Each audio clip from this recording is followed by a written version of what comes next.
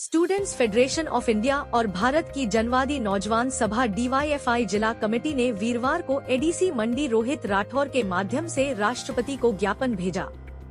नौजवान सभा के राज्य अध्यक्ष सुरेश सरवाल ने बताया कि संगठन राष्ट्रीय परीक्षा आयोजित करने में NTA और शिक्षा मंत्रालय की गैर जिम्मेदारी की कड़ी निंदा करती है। आज SFI और DYFI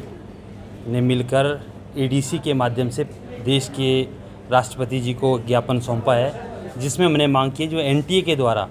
पिछले लंबे समय से, चाहे आप नीट का पेपर देखें, चाहे आप UGC अभी जो 18 तारीख को UGC नेट का पेपर हुआ या CUET का पेपर हुआ, ये दूसरे अनेकों पेपर जो ये जब से केंद्र के अंदर मोदी सरकार आई है, इसने शिक्षा का जो सेंट्रलाइजेशन करने की कोशिश की है। पहले जितनी भी ये परीक्षाएं होती थी ये राज्यों के आधार पे होती थी या केंद्र में जो है सरकार के माध्यम से होती थी, मगर ये अभी ये NTA जो नेशनल टेस्टिंग एजेंसी, एक प्राइवेट एजेंसी है जिसको हायर किया गया है,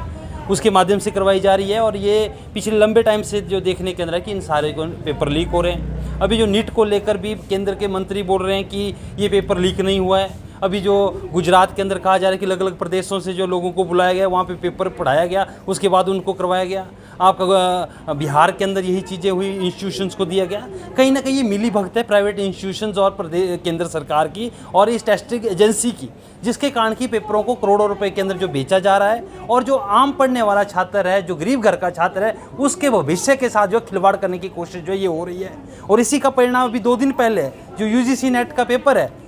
लाखों लोगों ने नेट का पेपर भी दिया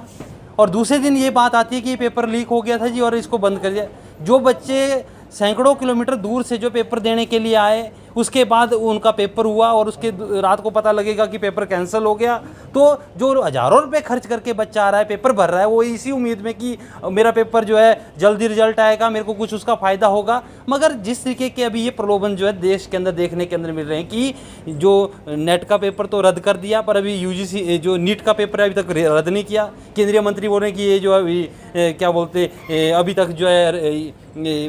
इसका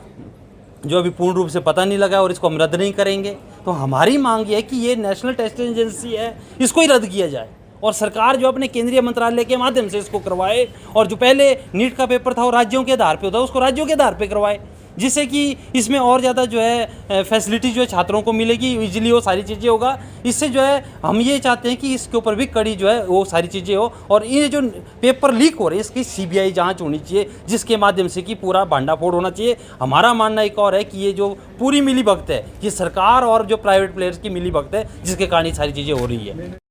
मंडी से कैमरामैन युगमार्ग TV।